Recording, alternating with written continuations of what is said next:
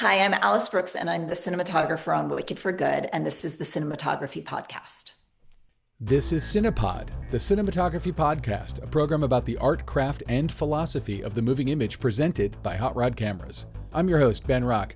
Today on our show, I interview Alice Brooks, the DP of In the Heights, Wicked, and Wicked for Good, which is currently in theaters.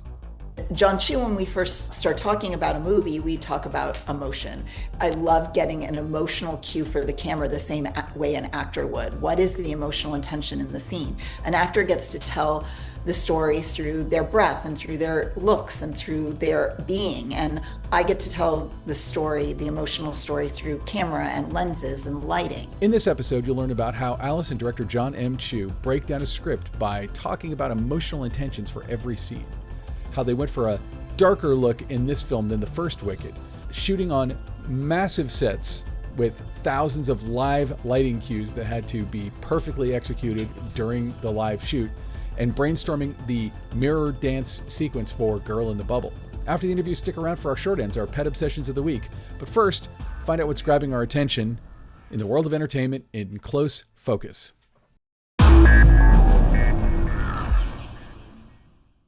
So hey, Ben, it is time for our close focus. It's when we talk about what's happening in the industry, what's happening in the world of entertainment, what's going on this week. Well, there's a lot of awards stuff going on. There's the Gotham Awards and a bunch of others. We talked about that last year. I feel like it's a lot of prelude to the Oscar stuff, and we're going to be talking about that a lot later. But I wanted to talk about a trend that's happening in exhibition that started with my own beloved Regal, only beloved because there's one about 5 minutes from my house, but has been picked up by AMC, and there's actually an article in the Hollywood Reporter about it, so that means that it's making some kind of waves, that the industry is like, hey, what's this thing you're doing, AMC? And it's their Screen Unseen program, which at Regal is called Mystery Movie Monday. And it's apparently quite popular, and I go to it a lot. And I go to the Regal one, obviously. And basically, you go in on a Monday. They don't tell you what the movie is. That if you're buying a ticket, the price is reduced. If you're in AMC, if you're a Stubbs member, if you're Regal, you have the Regal Pass. It doesn't matter. It's included. It's included with your subscription. Yeah, correct. And you go in 7 o'clock on a Monday, and credits roll, and you only discover what the movie is when it starts. And apparently, it's kind of an interesting way to create buzz. I have to say that it's like I've seen the ones I can remember seeing were Life of Chuck.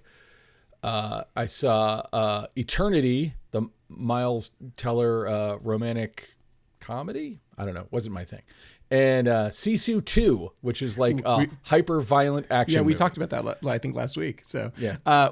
What's real? And so this is like more of a thing than I thought it was. Yeah, it definitely seems to be. This article in the Hollywood Reporter essentially kind of breaks it down, but it sounds like studios, especially independent studios, are now calling up AMC in particular, saying, hey, can we get our movie featured in this early release? Because they want the buzz, because they want people talking about it. And frankly, if you're rolling the dice on a movie like that, and it sounds like it could be anything, it could be any genre, it could be any type of movie, and they've done big movies like Gladiator 2, but they've also done some small films. So it's like, yeah. And they, by the way, like in their advertising for it, they fudge the runtime a little bit so you can't figure out what it is. Exactly. They say it's a big problem that people have been figuring it out and then posting online to let people know, I guess, just based on clues or various things. I don't know exactly how they do it, but I invited my friend to go to one of them, and he said, you can go on Reddit because we're on the West Coast. You can go on Reddit and see what it is on the East Coast, and it'll probably be the same on the West Coast. And I'm like, I don't know. I kind of enjoy the Russian roulette with an hour and a half of my time. I mean, like, look, Eternity was not my kind of movie. It's not the kind of movie I would ever seek out. It's not a bad movie. It's fine.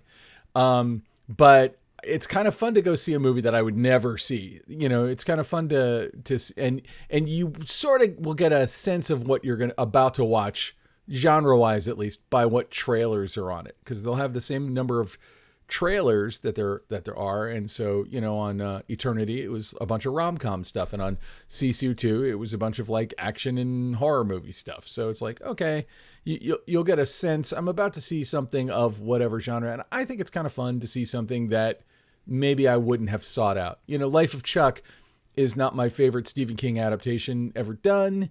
There's a lot to like about it. I don't know that I would have gone to see it in the theater, and I'm glad I did. There's a history of this with Sundance in particular. If you go to the Sundance Film Festival, they will sell you a ticket. You have no idea what it's going to be, to the winner. So you don't know which movie you're going to see. All you know is it either won the jury prize or it won the audience award.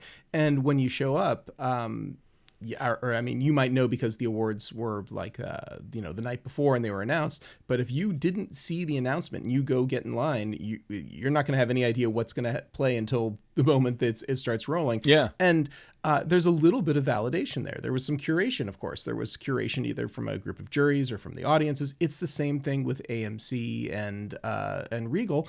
There is someone who is curating these films as sort of like, hey, surprise, maybe you guys will enjoy or like this. And I think there's something wonderful about that.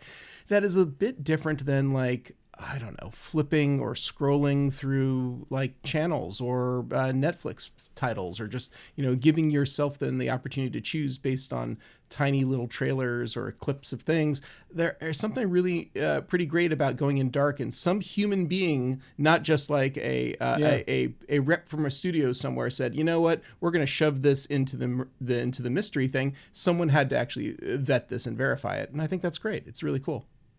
Yeah, and I don't know how much the tickets are at AMC. If you're to buy one at Regal, I think they're in LA. They're $9. It's probably less in other markets. The ticket I think is $14 at my local Regal, and it's like a minor risk. It gets you out of the house, and I feel like it's a good example of like interesting counter programming that movie theaters are doing during the week when ticket sales are going to be a little slow anyway. So, they might as well roll the dice with something wacky. They're doing it on Monday nights. It's like, if you can go see a movie on Monday night, to me, I feel like this is awesome. I feel like there's something great about that. Like, there's a lot of people who can't go see a movie on Monday night, but if you can, it might cost you half price and you get to roll the dice on something that someone else said, you know what, this would be great for mystery movie. And it's usually a movie that hasn't come out yet. They're always, to your point about, they all say they're pre-release movies that no one else has seen them. So. To your point also about Sundance, Fantastic Fest, which is, widely known by me as the best film festival ever in the history of film festivals. They do a thing where they have secret screenings. And a lot of times it's like a future prestige film, like There Will Be Blood or something, like the year that came out. They had a secret screening, and Paul Thomas Anderson comes to Austin and does like a Q&A afterwards. And again, people buy tickets to the secret screening. They don't know what it is. And, because it's Fantastic Fest, the curation is freaking on point, because the people who program Fantastic Fest are some of the best programmers in the festival world. I mean, I don't mean to denigrate all the other film festivals. It's just Fantastic Fest rules. You've spoken at length about how much you enjoyed the genre festival Fantastic Fest. But it's interesting is that they don't necessarily have genre films at their secret screenings. They just have stuff that would probably appeal to that audience. Oh, that sounds super cool. All right, Ben. So why don't we get to the interview with Alice Brooks? Here we go.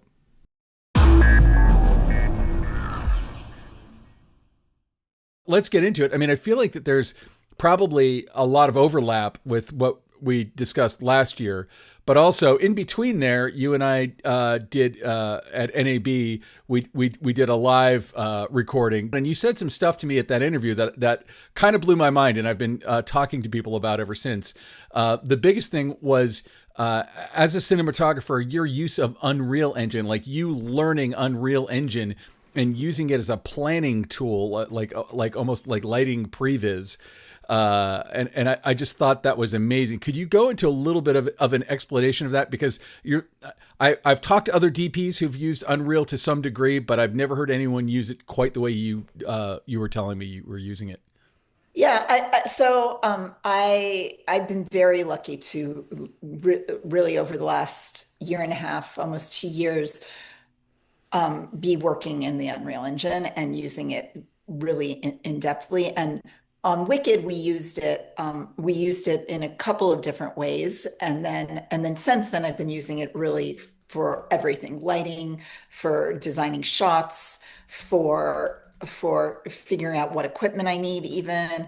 And so, but on Wicked and Wicked for Good, what we used it for to figure out where our sets were going to be, our outdoor sets needed to be in relationship to the sun. And then we'd create sun paths to see how it lined up. And some of our sets, like our Munchkinland set and our tulip fields, were built in two separate locations and they were going to be combined as one shot. So I needed the sun to be at the right angle for both the tulip field and Munchkinland. The tulips had to be planted in September for an April shoot, and Oh my God.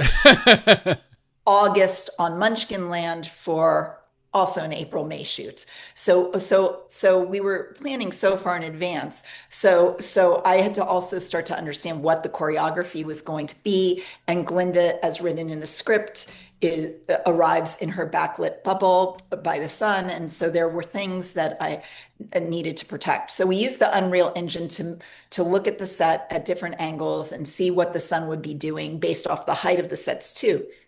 So for instance, in Emerald City, we've got the sets are built to 65 feet tall. But but when you are in a city like New York City and you've got skyscrapers all around you, that sun can't come in. But when you have 65-foot tall sets, the sun can still get into the set. And so, but it's supposed to be these towers that were underneath, these huge Emerald City towers, and one which Elphaba goes up and leaps off of at the end of the second movie or first movie. So we needed to figure out how we could use the sun to our advantage, because I came up with this idea that in Emerald City, the light would zigzag. So you never knew what reflective surface the sun was bouncing off of. So you almost have multiple suns because they're bouncing off of different buildings. And actually I was in New York. Yes, we were in New York for our New York premiere this week. And our hotel was on 57th Street, and I was looking out at the building across the way, and the sun was hitting it. The sun was hitting the glass building I was on and reflecting at the building across the street. So it's that idea of zigzagging light. So I used the Unreal Engine for exterior sets, but I also used the Unreal Engine to pre-light interior sets. So we could start to see if windows were the right size before anything was ever built, or skylights were the right size, and then put our lamps inside of the Unreal Engine and start to light the sets with them and make sure we could get the right angle, or were we actually using the right unit. And so we used Unreal in that way. And then I've been using Unreal on a different project. And since I've been doing it on this different project, we were going back to London for only 3 days of additional photography for Wicked for Good. And we, in the original Wicked for Good script, there was a scene with young Glinda, but it had been taken out of our shooting schedule when we were filming, because obviously at some point all movies need to save money, so Yeah. they decided not to shoot that. But when the movie was cut together, it became clear we really needed that scene. So that's the only new scene that we reshot in its entirety. And we only had 1 day to shoot it, and we had an 8-year-old girl who only had 5 hours on set. Yeah, it's tight. I used the Unreal Engine to design all the shot work, and I pitched, and then I'd show it to Jon, and he could look at it and go, I like this, this, and this. We also only arrived in London 2 days before our shoot, so the set was built, but we took the model from art department and ingested it into the Unreal Engine. And then we could take our camera, it had our film back on it, our Alexa 65 film back, and all our lenses pre-plugged into it, and we could My God. look at the different lenses on the set. So that, and really and truly, it is the only way we finished that scene with the little girl in time. We got her very last shot as they were walking her out the door. Oh man. And I completely credit that to the Unreal Engine. It made our day so efficient. It's crazy to me too, because it's a free tool that literally anyone can download. If you have a computer, you can learn it. There's all kinds of resources. Did you find a specific resource to learn it that you would recommend to people who wanted to use it the way you're using it? I learned from the movie I'm working on. So I've got a huge team of people that have been helping me learn it Mhm. and a huge team of people that I work with that run it. So, I mean, I think there are so many online resources, Yeah. and Unreal is also just so open to working with filmmakers. It's a really amazing company. No, and again, you thoroughly blew my mind when you told me that you did that, because like because it is kind of and correct me if I'm wrong, like the lenses that you're using are going to basically show you what those lenses in real life are going to more or less show you, and the lights and stuff that you can create, you're able to find analogs to the real life lights that you're going to use, and so you're able to really dial in how precise, I guess, is my question, are you able to dial in there, or do you get on set and be like, oh, that lens wasn't the right lens, or oh yeah. It's really accurate. Really?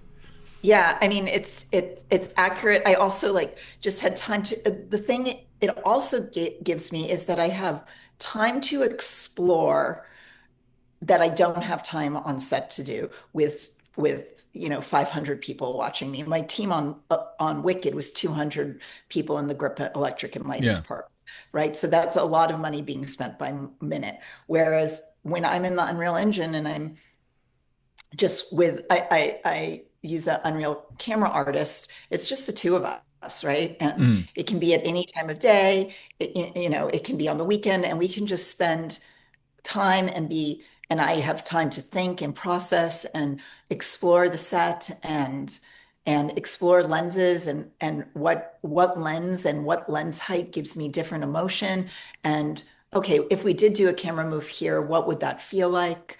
And then I can take all those shots and load them into Final Cut Pro, cut them together, and just see how things are cutting together. Oh, do I suddenly want to jump the line? And am I able to do it in a way that's seamless rather than obvious and feel like a mistake or feel like a line cross? Like all these different things. And then do we have if I'm in this space, do I have the right lens? Am I ever able to get wide enough? Do I Mm. have the right lens, or do I need to add one lens wider to my lens package? So it's all or can I, without having a crane or a ladder to get up on a high angle shot, I just throw the camera up in the air in the Unreal Engine on the set, and I can suddenly explore high angle shots that without anyone standing around or moving a ladder around or moving a lift around, I can find beautiful high angle shots as well. That is so cool. It's so cool. I mean, I expect that we're going to be seeing more and more people using that technique, because you're right. I mean, it gives you the chance to just try stuff out, see if you like it, and that's pretty amazing. Like in terms of Wicked for Good, we talked about this already before. You shot both movies like all at once, so we've talked through a lot of what you already did, but so I hope I'm not too afraid of repeating ourselves, because we're talking specifically about Wicked for Good. But when you started, and this is just my impression having seen it, like Wicked for Good feels color palette wise, feels a little darker, feels a little, it's not a gritty film, but it feels like it's got a little bit more grit in it. And I was wondering, like, how you and the director kind of plotted all that, the visual arc out. And again, I'm assuming that you're shooting these movies, two of them in a row, out of sequence.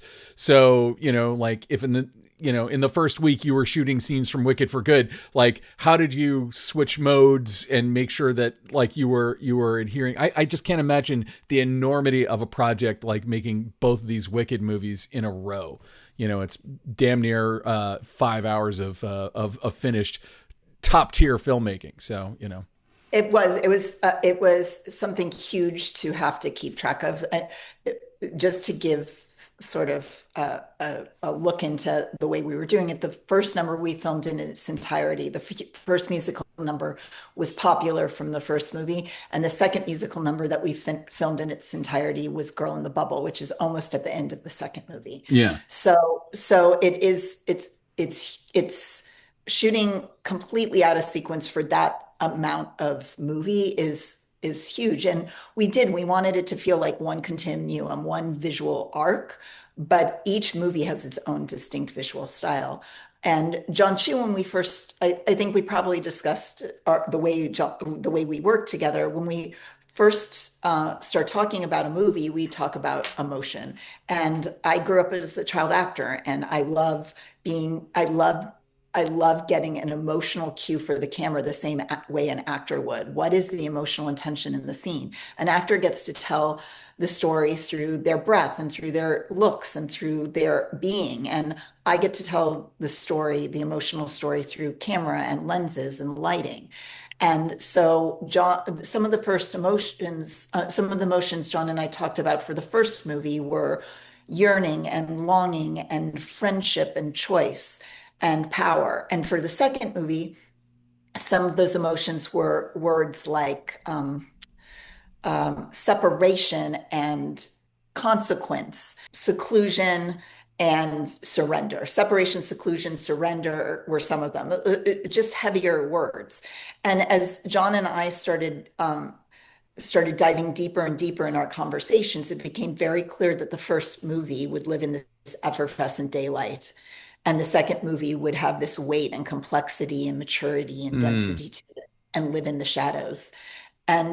And the first movie, the first hour of the first film is all day exterior, and 90% of the first movie takes place during the day. It's only the last 40 minutes of the first film, and that movie is, I think, almost 2 hours, 40 minutes. It's only that last 40 minutes of the first film where where we do one long sunset, where Elphaba finds her power and she jumps off of the Emerald City Tower and descends into the night, into the darkness. Mm. And and that sets the tone for the second movie, which is 90%. It 90% of it takes place at night or in the underbelly, the secret places of Oz that no one knows exists. So in the shadows, in the darkness, that's where the second film lives.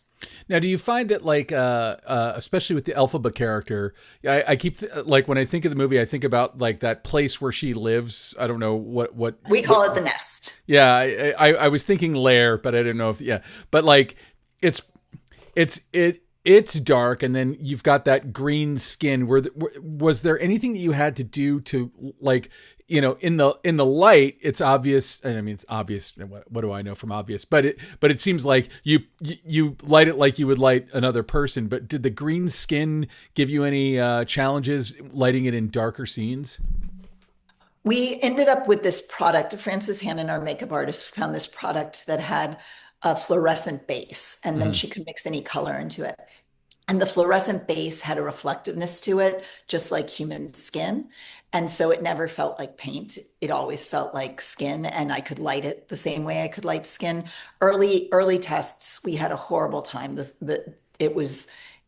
I could only light it in cool lighting conditions with bright light, and but once Francis found this product with the fluorescent base, I was able to light it as if it were real human skin. And we also just weren't scared of the shadows here. Alphaba's in hiding. She has become, she's being demonized as the Wicked Witch of the West. And and so we were never scared of that. We also The other biggest difference between the two movies is the way we frame the framing and the camera movement. In the first movie, we have Elphaba and Glinda occupy almost all of the same frames together, whereas in this movie, there's a big part of the movie that they're apart.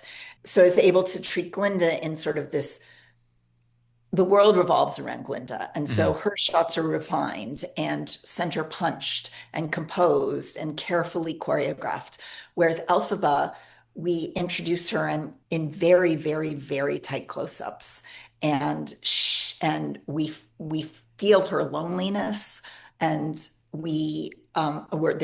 most of them are handheld, but not moving around. They're very static. We're just breathing with her. Mm-hmm. Whereas Glinda, there's movement all around her, but Elphaba were very static unless she's flying. And now she's harnessed the power of flight, and those have this sleepiness to them. But she's not center punch. She's always lives on either side of the frame.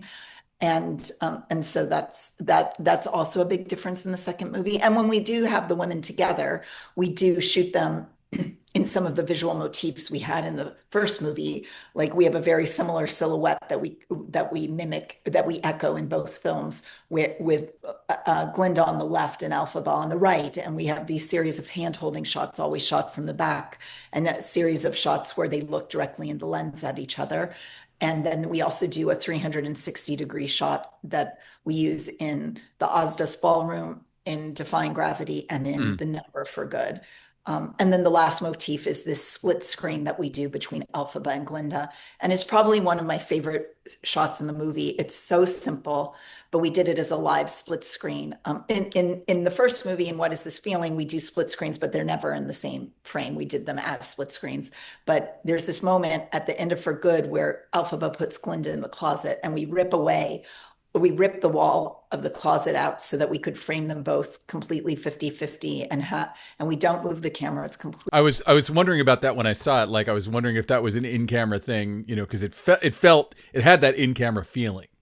Yeah, I think because we rarely cheat in this movie. It's what you know, for being such a huge fantasy movie, we tried to do as much as we could practically, including things like this in-camera split screen.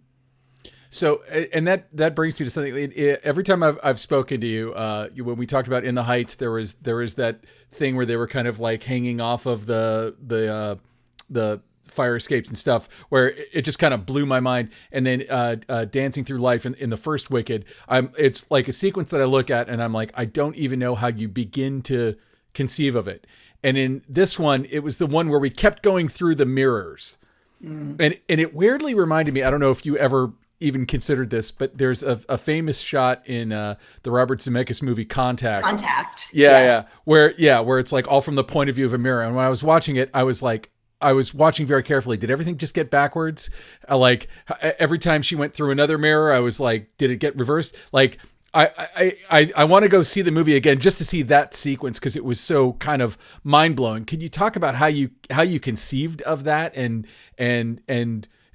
did you reverse everything when you went to the mirror? I noticed there's like no written signs or anything, and like everything was symmetrical. So if there was cheating involved, I don't know that I could have caught it anyway. But I'm just wondering to what degree you were handling that mirror stuff, because that sequence is just freaking brilliant and gorgeous. So we couldn't cheat because Ariana has a dimple on the side of her cheek. Ah. So there's no way, her face is completely not symmetrical. There is no way we could have cheated this. So the way, so Jon and I looked at the greatest movie mirror shots of all time on YouTube. We watched YouTubers, create all these great mirror shots, but Peggy Sue Got Married and Contact were our top two mirror shots. Oh, interesting. And Contact is my favorite of all time. Like even before we did this on Wicked, it was my favorite. That is the trickiest trick shot in the history of film, and it draws no attention to itself. When I saw Contact in the theater, it didn't even jump out at me. And then years later, somebody pointed it out, and I'm like, oh my God, yeah, that is an impossible shot, It is so brilliant. And so Jon and I had spent a lot of time talking about these mirror shots and about like the emotion of Glinda. Who does she want to be? What is this person she's looking at in the mirror? What are the stories she has told herself that has turned herself into who she is? And so we wanted to go in and out of mirrors, and give a sense of not knowing if we were in the reflection or out of the reflection. And so there are four mirrors we go in and out of, and Jon always has said to us, his entire team, dream bigger than you've ever dreamed. And one morning at 2 a.m., I woke up and I knew we were going to have our production meeting the next morning. We go into what we call the war room at our office space, which was just this creative space where all the department heads would get together in the morning and we talk and share ideas and figure out things. And we had, a miniature wizard head that could be puppeteered. And we had models of the 3D models of all the sets so that I could use a lipstick camera and fly around them and start to look at angles. And we had drawings on the wall and concepts on the wall and lighting plans. And it was just this really creative room. So I knew we were going there the next morning and to discuss Girl in the Bubble. So I grabbed my husband's shaving mirror and my daughter's princess bath toys. And the set it's almost a mirror image of itself. It's symmetrical. There's these two staircases, and I took two bananas off the island to represent the staircase, and I took a white dinner plate as the sunken staircase and three oranges that represented the doors to the balcony. And I started moving Glinda, or the princess doll, around the space and shooting it with the iPhone. And I kept moving the shaving mirror around until and then I brought all these props in once I had a clear idea of, okay, we need this is when this shot's going to take over, and this is when this shot's going to take over. Then I didn't go to sleep, packed my stuff. We went to the production meeting and we all started playing with these toys, figuring it out, discussing it. And then from there, we had storyboard artists draw it, and Jon cut it together to the music, to the pre-recorded music. And then we had visual effects take it and do a tech viz, because mirrors are all math. So to be able to see into a mirror, you need to double your distance. Yeah.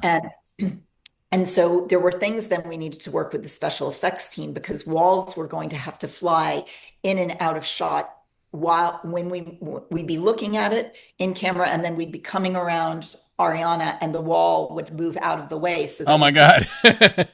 And it was the same it's like doing a live theater show. That's crazy. It was doing a live theater show. So much so, right? We have live singing, we have live sets moving, and we did live lighting cues. So throughout both movies, we did all these live lighting cues. The biggest one was in Ozdesk Ballroom. We had 500 live lighting cues in that. But in this movie, this was pretty up there. Because as we would be dimming on and off, most of it we lit with practical lights that I worked with Nathan Crowley, the production designer, to build into the set, because the set had no practical lights in it, just some table lamps. But I needed wall lights to be able to illuminate her as she went up the staircase and next to the mirrors. So anyway, it ended up being 5 Steadicam shots and 2 45-foot techno crane shots that are stitched together at mirror planes. So anyway, that's how we did it. And the techno crane shots are just to get her up the stairs and down the stairs.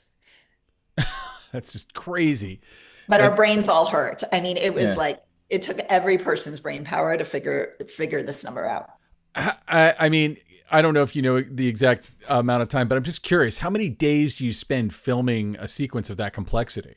We had 2 days. You did that entire sequence in 2 days? Yes. We didn't have 155 days. Seems like a long time until you realize you're doing 20 musical numbers. This was technically one of our trickier musical numbers, but it also only had one person in it. Versus, that's true. Some of our musical numbers have hundreds of people in them. So you have to weigh that. Plus, it's only 7 shots. So I think we did 4 the first day and 3 the second day. And so all of this complex previs and stuff that you had done, like you walk in going, okay, we've got 7 shots in the sequence. Day 1, we're doing 4 shots, 1, 2, 3, 4, and you're just like, I mean, you can't bang that out. That's like it's such precise stuff. Everything's so precise. All the framing has to be so precise, and I've had several people go, oh, did you use a repeatable head? How did you, what kind of repeatable movement tools did you use? And it wasn't. We had the greatest Steadicam operator ever, Karsten Jakobsen, who never tires. I mean, he's holding the Alexa 65 with a very heavy anamorphic lens, doing all these shots where the frame has to be exact from shot to shot, and he always matched it. Wow, that's really impressive, and I really thought you were going to tell me that you shot that over like 2 weeks or something, because it felt like, and again, I mean, you could walk me through each one of them, but I feel like when you see a magician doing like what appears to be the same card trick over and over again or whatever, but each time it's subtly different. So the thing you're looking for isn't there. It felt like every time she went into the mirror, you were using a different technique to bring us around or to bring us through it. Right. I mean, and it sort of is that way because the first mirror is in front of her. So we push into that mirror. The second mirror, she looks up and we're pushing into that, but that feels weird to people because you're pushing in, but suddenly you're pulling out. Like it feels like almost like a yo-yo. And then the other one, you go through in her closet, you go through a mirror, and then the very last one we actually pull out of the mirror downstairs. They are all mirror tricks. And then I say it's 7 shots. One of them is a simple plate shot of the little girl in the bubble. Yeah. No, it's a pretty impressive sequence. Just again, like I remember walking out of the first one and just thinking about Dancing Through Life and just being like, I don't even know how you start wrapping your head around how to build a sequence of that complexity. And then this one, again, you're right. It is only one person, but it's such a it's an idea that sounds simple, but then like the more you think about how to pull it off, like it just seems like it's just such an intense technical, artistic, and then obviously you have to have, your talent has to be like hitting her marks and doing it all perfectly as well. Like it just seems like such a challenge. I mean, it was the same way on In the Heights. We only had 2 days to shoot the scene on the side of the building where we use a hydraulic wall. I remember you telling me that, and I could not believe that you did that in 2 days. It seemed like so much. Yeah, I guess 2 days that's our good number. I mean, but like, is that how long you have to shoot most of the musical numbers? No, I mean, it all varies. Wonderful. I think we shot over 4 days. For Good, we shot over 3 days. So it all depends. Thank goodness was 7 days, I think. Oh, okay. So I was assuming that was like the shortest period of time you would have had to do these things because they are so complex and so like everything is perfect about them. There's nothing, I don't know. They're so well done. I don't want to get too much more into it, but one thing that I was also thinking about a lot was something you were talking about the first time we talked about Wicked, which was going to, is it Dan Sasaki at Panavision, and custom building lenses. I was paying very close attention to your lens flares this time to be like, does that lens flare have pink in it? It's amber. Amber. Okay. So, and actually that was like, I kept watching, I never saw one that felt super pink. So were they all amber in the flares? We're all amber in the flares. And we use the same lenses for both movies, but there's only one difference, and it only happens at the end of the movie. Lensing, I played with the idea: should we use different set of lenses for each film because they do have their distinct looks? But it felt like the continuum, it felt like there needed to be a constant, and that constant was our lenses. But at the during the first movie and the second movie, we shoot Elphaba with a 65 millimeter lens, and we had 2 65 millimeter lenses. But Elphaba we shot with our 10-inch, which was our closest focus of all of our lenses, and we had selected it during a camera test because we pushed in so far to see how close we could get to her without the makeup feeling makeup-y, and we realized we could shoot with this lens and it looked fantastic.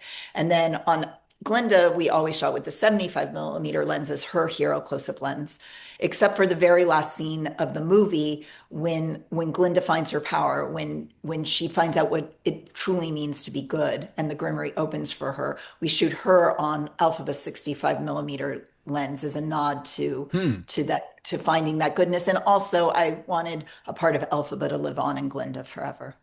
Oh, that's interesting.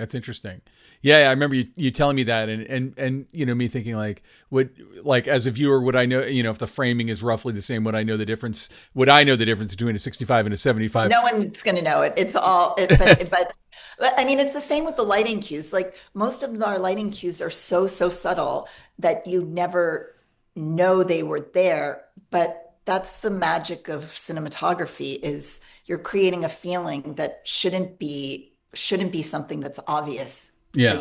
but you can feel it. Well, yeah, and I mean, yeah, but I mean, I don't know. Like, I'm not as an audience member aware of any of the lighting cues that are going on in there because because they're designed for me to not notice them. But one thing that also kind of jumped out at me, and I hope this is, I don't want to spoil it too much, but the events of the Wizard of Oz fold into part two, so we see kind of a Dorothy figure kind of around and about, and all the way through the end of the Wizard of Oz when the Wicked Witch gets water thrown on her and all that stuff. And I thought you all made a really interesting choice to kind of never show us Dorothy's face. Like, we're always kind of, you see maybe a little bit of the side of her face, but you don't see very much of her. What was the discussion about how to present the Wizard of Oz stuff directly in this film? Yeah, in the stage show, it's always, off camera. I Mhm. mean, off stage. And so there were lengthy discussions about how to see Dorothy and the witch hunters. And um, and and as we started developing ideas, I started testing these Petzval lenses, which warp the frame, I know exactly. I knew that was what you were using. I was so excited. Anyway, go on. Um, and then, so we just explored something like different ideas of how we would show Dorothy. We did different tests with them, and and the Wizard of Oz is Dorothy's story. It's about a girl from Kansas who enters Oz for the first time, who has never been in the land of Oz. Whereas Wicked is told from the point of view of Elphaba and from Glinda. And so when thinking about whose story this is and whose point of view, it felt right to be distant or in extreme close up. And then in the towards the end of the movie, when we do the melting of the Wicked Witch sequence, we stay in the closet with Glinda. Mhm. Everything's from her point of view. And she only has this teeny little crack to see through. And so she can't see clearly. Just like Glinda, the audience can't clearly see what is going on. And most of it you see in the shadow play on the wall, which was really fun to light. I used my daughter as a stand-in over the weekend. And I've got her with the bucket. I've got a great still of her with the bucket, finding the shadow and Oh, which that's so cool. tapestry it was going to play on. And then when we do cut outside the door, it still feels somewhat point of viewish because we use this Petzval lens, because you still aren't 100% clear of what's going on. Yeah, I had never heard of a Petzval lens until, I don't know, it was maybe a year or so ago when there was like a shot in a TV show where I was like, how did you achieve that crazy bokeh? And the DP buddy told me about using a Petzval lens, and I kind of went down a rabbit hole of looking that up. And when I saw those shots, I was like, I think I was going to ask you about that, because like I thought that might have been what you used, and it's such an interesting lens. To what degree, because there, you guys did, like, planting those flowers and stuff like that. There's so many things that you would assume would be done digitally that aren't. What was done digitally? What are the big digital wins in this film? And did you have to do a lot of green screen or volume shooting or anything like that to pull off what you were pulling off? We didn't do any volume shooting, and I just created this photo journal of my time on Wicked because I wanted to remember everything. And I was shocked at how little we used blue screen because of the color of Alphaba's skin. Mm. So our flying sequences are done on blue screen, huge wire work, great, amazing stunt coordinator Joe McLaren, and just working with her team. Designing all of this, she's designing the stunts and we're trying to figure out how to capture them so that Elphaba has that feeling of flight that is so wonderful in this film. And so the digital wins are some huge vistas that are full CG shots of Emerald City from far away. And then of course we've got our digital creatures, and our digital creatures, it was great because we had humans in gray suits who were acting out the parts, and so I was able to light the people in gray suits, and visual effects took that lighting, and so that the lighting passed on to when they did the digital animation on all our animals. But our sets were built to 65 feet tall outside, and Inside, all our sets were 45 feet tall, and we're shooting at a 2:3:9 aspect ratio, so we were cropped. So we didn't have much height extension, and unless we were truly looking completely up. So really our set extension was either continuing up in the places like Emerald City or outside some windows. Cool. I mean, I think I've covered everything that all the questions that I had, but I always like to ask: is there like what are some big wins for you that maybe you know people wouldn't watching the movie wouldn't know was like a giant achievement or something that was really hard to pull off or required a certain amount of precision or whatever it was. Like when you think of it, like what's kind of the unsung hero of the stuff that you were able to accomplish on this film? I think wonderful is one of my favorite achievements, one of my favorite numbers in the movie. In the love and spirit of Jon always loving to do as much practical as possible, he kept telling everyone he wanted that to feel like the Peter Pan ride at Disneyland or Disney World. And but no one understood he actually wanted a real ride built. And so with 3 weeks before we were going to shoot it, he's like, no, I want a ride. I want them to get on a ride at the top of the control room, which is the room behind the wizard's head. And it was all one set connected. And I want them to ride this ride, broomstick ride, down to where the wizard's standing at the bottom. And it needs to be this piece of music. So it needs to last this long. But the entire set had already been constructed. And so there was you couldn't float walls, you couldn't pull walls out. And he wants these lighting cues. He wants everything to go dark in the room and for it to be pink for the first part and then green for the second part. And then the lights come all back up. And he wants to carry it almost all in one shot. And so they figure out how to build this track, like a roller coaster ride track in the throne room. But then we need to then have a huge crane in there to be able to do the entire shot. And then we also need to rig lights that we hadn't planned on for the lighting effect to go from green to pink. So it was this big, again, it was a math challenge. And that's what I love about cinematography. It combines all my favorite things. It combines art and painting and storytelling and math and science. And so we had to work out the math of how we put these three elements into a space that was never built to contain these elements. And I think it's one of my favorite, and I think one of the most beautiful sequences in the movie. And then they go out into the throne room, and we spent 2 weeks. The programmer spent 2 weeks developing the rainbow lights, and color means something in Oz. And I used every color of the rainbow to light different sequences. And the rainbow in Wonderful represents all the possibilities to Elphaba.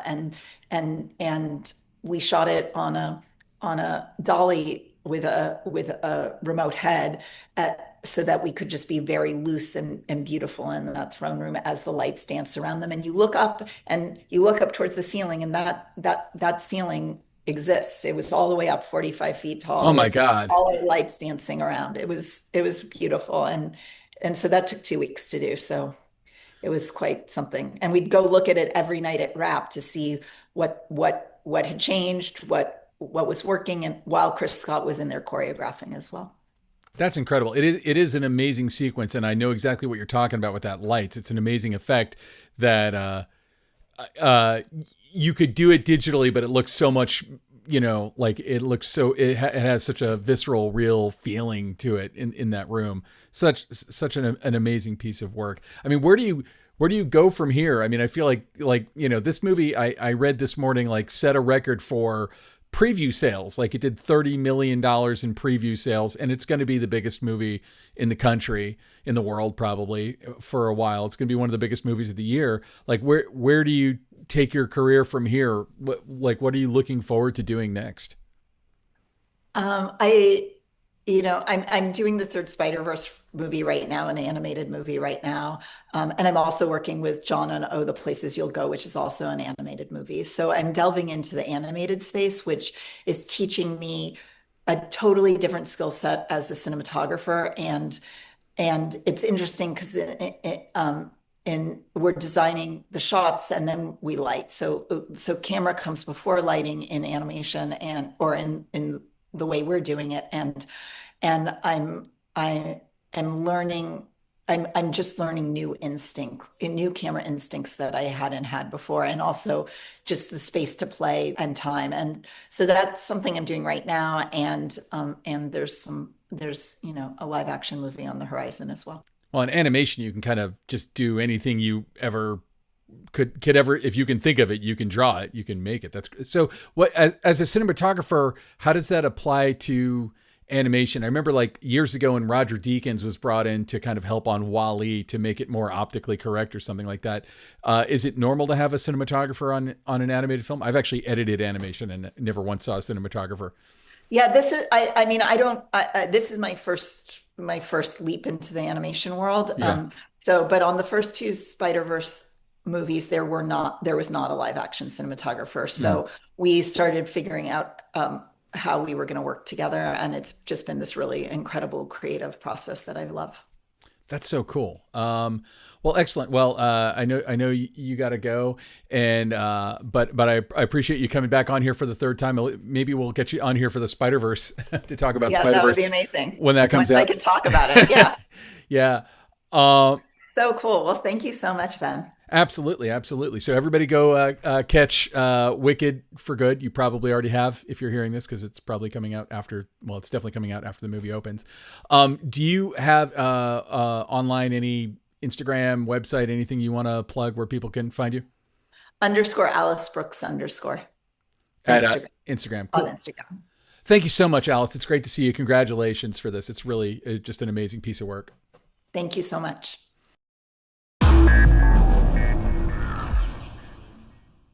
All right, so that was Alice Brooks. That was a great conversation. Thanks so much for being on the show. Yeah, this is I think interview number 4 for Alice. Holy crap! When we first got on there, she was like, "It feels like we do this a lot." I'm like, "Yes, number 4." It's great. All right.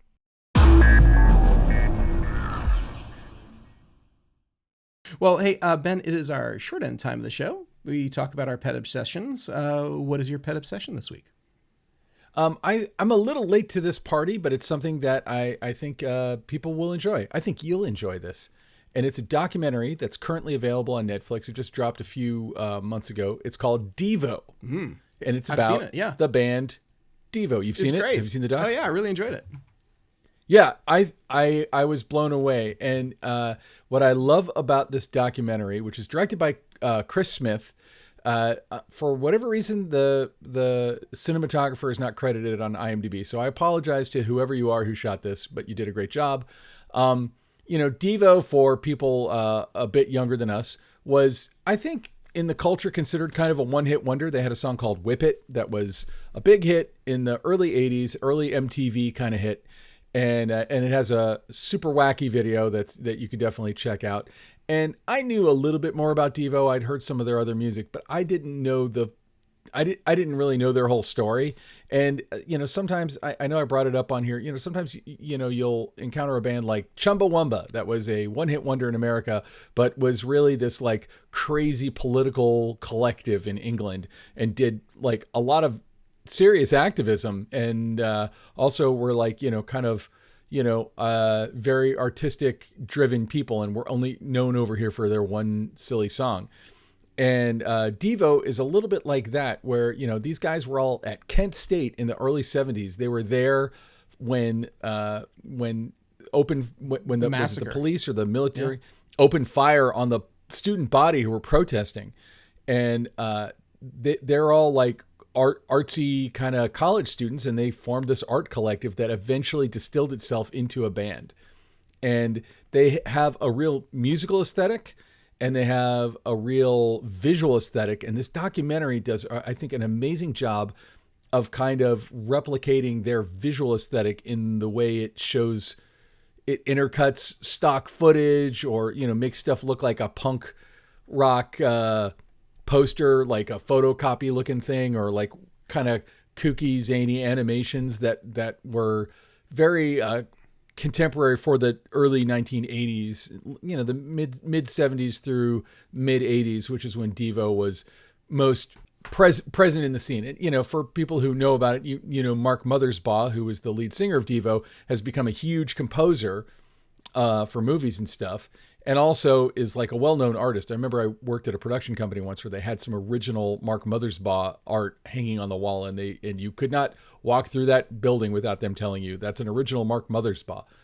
It's just it's a fun, interesting, kind of subversive documentary about this fun, interesting, subversive band. And, I remember when the Sparks Brothers came out, Edgar Wright's documentary about Sparks came out, and that actually ignited an interest in Sparks for me that still goes to this day.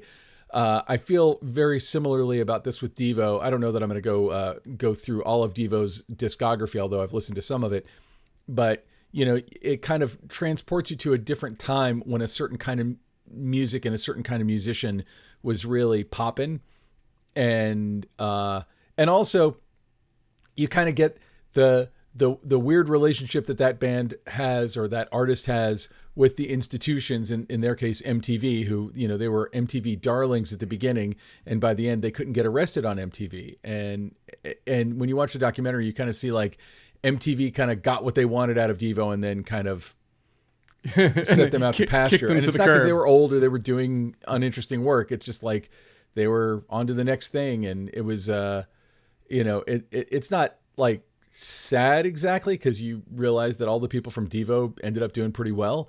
It's just, I don't know. It's a fascinating documentary. And I think if you were on Netflix considering watching the Devo documentary, I would say check it out for sure. What were your thoughts about it? I really enjoyed it. And look, I am a Devo fan, and I am familiar with some of their more, I would say less popular work that's out there. It was the very first concert I ever went to was Devo. Oh, wow. So, you saw Devo in concert? Saw Devo in concert. And I had never been. I think my first concert was either Hall & Oates or Madonna. I forget which one it was. Well, it set the bar really, really high, because it started off too with like 20 minutes of like short film, music video, abstract art type stuff that they showed the crowd, which was like, the lights went down and everyone watched this for like 15, 20 minutes before they ever came out. And it was like, I didn't know. I was like, is this what concerts are? Concerts are also like involved like, Also, like in some cases they were their own opening act as a fake band. I've heard this. Yeah, I've heard this. I love that. I love that idea. Well, Penn Jillette does that for their show. Of course, that you and I know that well, because he goes out and plays upright bass if you go see the Penn and Teller. Yeah. But he doesn't come out as someone else. Oh. And if Penn Jillette came out as someone else, you would. I guess that's true. You have to be paying attention to realize that Devo came out in costumes with like wigs and fake beards and pretended to be a different band as their own opening act, and would get booed by the people who came there to see Devo. To me, that's the most subversive thing you could do. It's so funny. I love some of those, like some of the footage in that documentary too, of like their early sort of like underground shows too, where they're just like extremely weird and there's like 4 or 5 people standing there. It's like, it's great stuff. So back in the college days. Anyway, so Ilya, what is your obsession this week? I haven't done it. I'm really on the fence, and I've been on the fence for the longest time. I think I'm going to subscribe to Mubi. Are you familiar with Mubi? Have you ever subscribed to Mubi? Yeah. So like Mubi is it. I've thought about it and I haven't done it. Yeah. It almost looks like exactly the type of service. And the thing is, they keep adding more movies that I do want to see, which is great. And they don't seem to like disappear quite as frequently as some of the other services. But one of the things that I've actually really enjoyed about Mubi here in making this decision of whether or not to take the plunge, they sell like an annual pass. I think they also sell like a month-to-month thing. So it's not a huge risk to do it, but I was very tempted because they were doing this discount for like, get an entire year at this discounted rate. But you can go to their website and you can browse to see what's currently on Mubi, and you can search by country, which like, correct me if I'm wrong, but I don't think I can do that from inside the Netflix app. I think I can certainly type in different sort of like keywords and stuff, but I can go genre, I can go country, I can go year on the Mubi website, which is pretty cool. So if I only want to see things since 2020, or if I only want to see things from 1980 to 1989, or if I only want to see things from Switzerland or Hungary or Lithuania, it's like there's a whole bunch of things that you can choose here. So it's like for someone who's really interested in international cinema for someone who's really interested in sort of like going down specific, genres. Now, granted, lots of the services have genres, but a lot of their genres are quite small and specific here. And I was just looking at like film noir and Switzerland, and there was nothing. But it's like, you can, they're additive, so you can combine and you can figure out what it is that you're interested in. And it's like, God damn it, my favorite genre is Swiss film noir. Exactly. So there's nothing there for that. But regardless, it's very interesting. I've been looking forward to seeing this movie called Pavements, which is a documentary about the 90s rock band Pavement. And it's sort of like blends a lot of genres because like Jason Schwartzman's in it. And there's sort of like, it's gotten these really, really good reviews. And I just saw that it's on there. There's a movie called Lurker, which shot at Hot Rod Cameras. I think we spoke about it before as another short end. That's on there. And it seems like there just continues to like be like a building thing. They've got a bunch of David Lynch stuff on here, so it's like, I'm. They're also a distributor. Didn't they put out The Substance? I think that they were the actual distributor on The Substance, and people were afraid to touch it, and then they put it out and made a killing, which has probably enabled them to do a whole lot more. Yeah, so I'm really close. I will report back if I do it and what the findings are and how it is and everything else. But I'm thinking Mubi is might be my next subscription. I got rid of a couple of things, so now I'm looking to replace it. So there are a few I've been thinking about getting rid of. Yeah. I know. Haven't pulled the plug yet. Yeah, it's pretty liberating actually to get rid of that and go like, oh yeah, don't have to pay $14.95 a month now for this thing I'm not watching. A good friend of mine has a spreadsheet, and this is, I don't advocate for this, but he and his family churn. So they'll like wait till there's a bunch of stuff on Netflix. They'll get Netflix for like a month, watch everything, and then they'll cancel it. And they'll do that on Disney Plus, and they'll do it on Hulu, and they'll do it on like all of the services. And I'm like, that just sounds like a whole lot of work. It's discipline. Man, oh man. It's discipline to do that. I don't know if I have that discipline, but I don't know that I have that level of discipline in my, recreational activity. Like that's, I mean, good for him. But man, oh man, it's like, when I'm busting out a spreadsheet, it's like, it feels a lot like doing my taxes.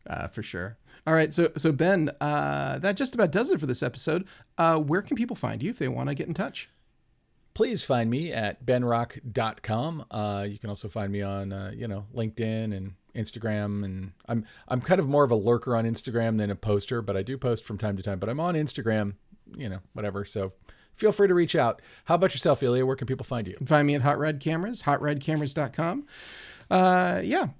You can buy all sorts of cool camera lenses, lighting, all that sort of stuff over at Hot Rod Cameras. Also, Instagram seems to be a place that people are finding me. I'm at Ilya Friedman. So, Ben, that's it for this episode. Who do we have to thank? Who made the show possible? We should definitely thank Alana Cody, who is our producer and editor, who's been putting the shows together and has been, I don't know if people, eagle eye and eared consumers of our podcast might notice subtle changes in the format, and that's all Alana's doing. So we got to definitely thank Alana. She's technically a predator.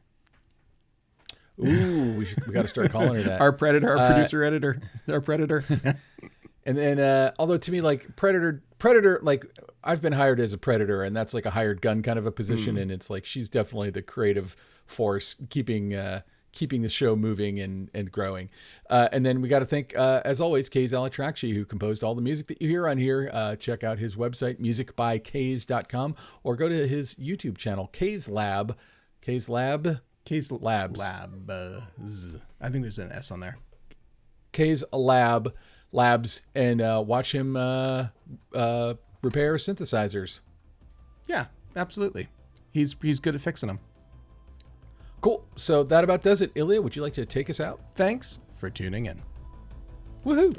This has been Cinepod, the cinematography podcast presented by Hot Rod Cameras. Find your next camera, lens, or accessory at hotrodcameras.com. Watch and subscribe to our show on YouTube, or listen on Apple Podcasts, Spotify, or wherever you get your podcasts. Follow and interact with us on Instagram, Threads, Facebook, Blue Sky, and LinkedIn. But not X. Don't do that. Thanks for tuning in.